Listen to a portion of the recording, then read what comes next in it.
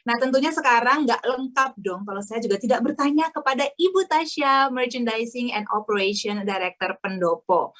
Bu Tasya, sebelumnya terima kasih banyak ya kita bisa kumpul-kumpul di sini bersama berbicara mengenai kecintaan passion kita bersama, yaitu Wastra Sumba.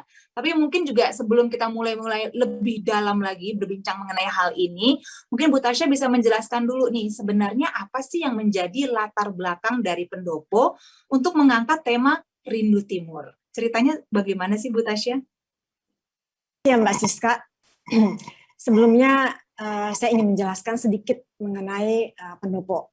Pendopo adalah salah satu bisnis retail yang merupakan bagian dari Ace Hardware, kawan nama grup. Dengan slogan, ragam satu negeri, kehadiran Pendopo berangkat dari kepedulian untuk melestarikan budaya, sekaligus untuk memberikan dampak sosial positif kepada pengrajin kecil dan menengah.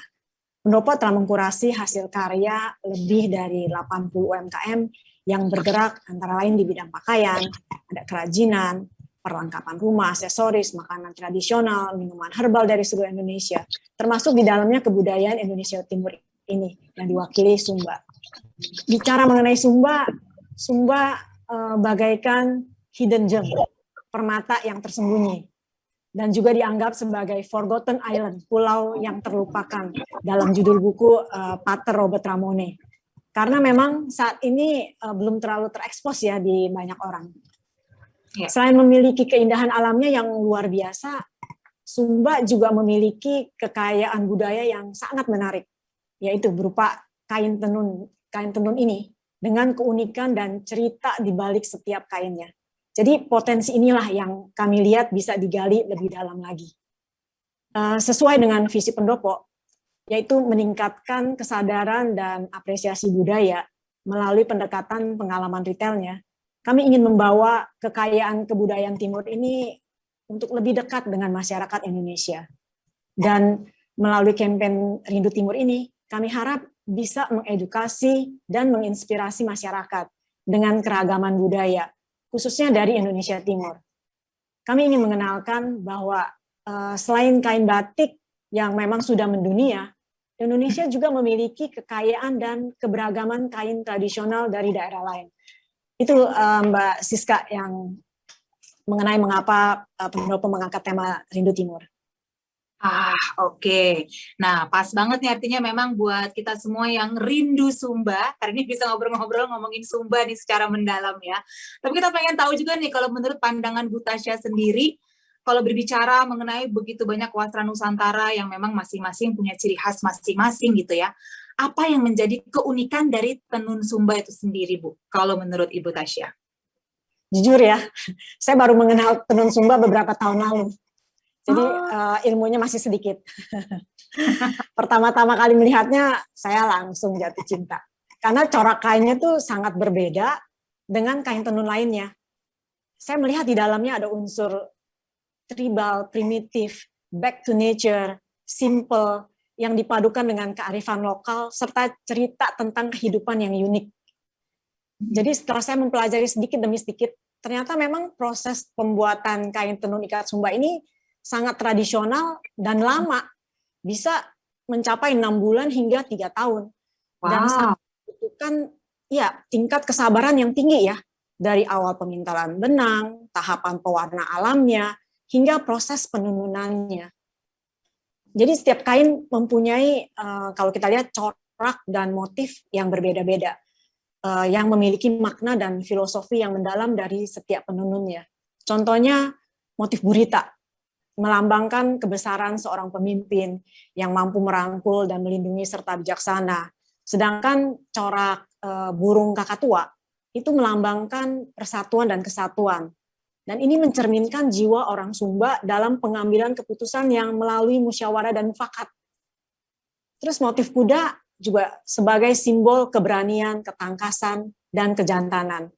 Serta banyak lagi motif-motif lainnya yang memang mempunyai makna yang berbeda-beda. Untuk pewarnaannya sendiri, masih menggunakan bahan-bahan alami ya, seperti akar mengkudu, itu untuk warna merahnya, nila untuk warna biru, indigo, lumpur untuk warna coklat, juga kayu untuk warna kuning. Jadi banyak yang digunakan dari alam sekitar ya. Setiap penenun ini memiliki resep khusus dalam tahapan pewarnaannya. Jadi proses pewarnaan inilah yang salah satu juga yang membedakan kain tenun satu dengan lainnya. Jadi semakin lama warnanya akan semakin matang.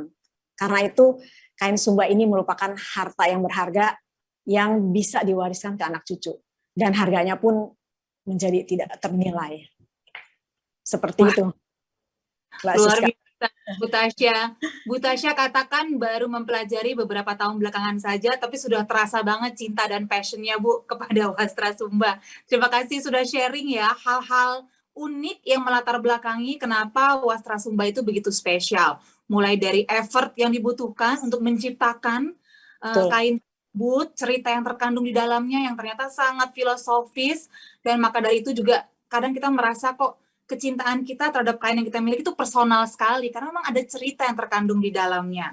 Nah, tentunya kita semua pengen nih memiliki juga gitu suatu karya yang demikian istimewa. Nah, tadi Bu Tasya sudah sempat jelaskan sih mengenai pendopo sendiri, tapi mungkin bisa kita urek sedikit lebih dalam nih Bu Tasya mengenai dukungan dari pendopo sendiri terhadap pemasaran produk-produk khas Sumba ini, Bu. Siapa tahu kita bisa ikut turut nih mendukung dengan menjadi pembeli di sana. Apa saja yang bisa di-share Bu Tasya?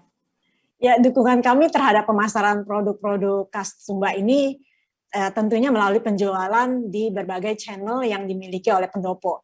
Baik offline yang toko pendopo kami itu ada di Living World Alam Sutra, maupun online di marketplace, dan e-commerce Kawanama Group, yaitu rupa-rupa.com.